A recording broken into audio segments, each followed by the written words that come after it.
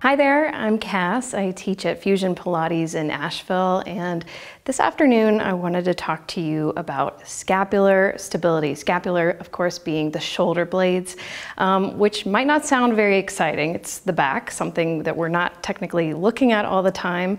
But in my clients that I see, either the very athletic or those who have a more sedentary office life, I do see a lot of instability in the scapula or inability to move them.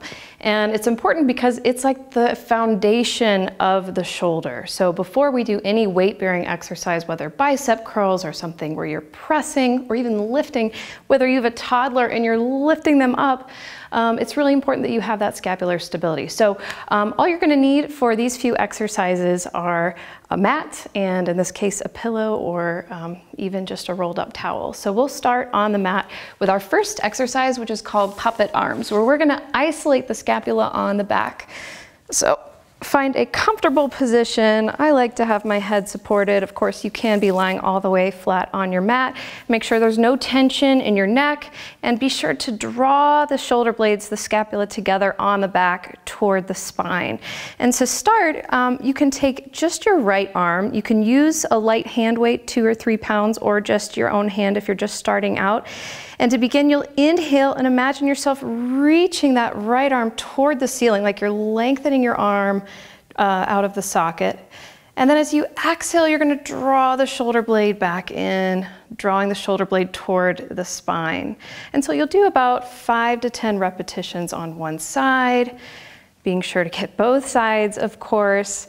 And each time you do that, just feeling the sensation of the scapula just gliding on the rib cage.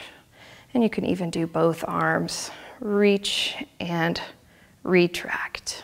So that's one of the movements of the scapula, is protraction and retraction. Another exercise we're gonna do is elevation and depression, so lifting and lowering. So after you've done a few of these, that's good. Then we'll work on more retracting and depressing. You can lie prone on a mat. So supporting your forehead on a pillow, so that way you're not smashing your nose. I have a very parrot-like nose, which I'm cautious about. And you'll extend your arms long on the mat behind you, relaxing the scapula. So this is where you find that space where it often comes naturally for people who are seated rounded over a computer. So relaxed here, finding that space between the shoulder blades.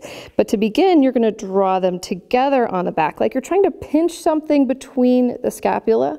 So drawing them together, engaging the rhomboids, and then you'll lift the arms.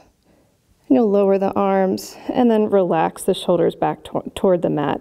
So you'll exhale, draw shoulder blades together, and lift the arms. And again, doing that for about maybe 8 to 10 repetitions. And once you've built up strength, you can add weight. You can even add an isometric hold at the end, drawing the arms a little bit higher, shoulder blades a little bit closer together, and then releasing.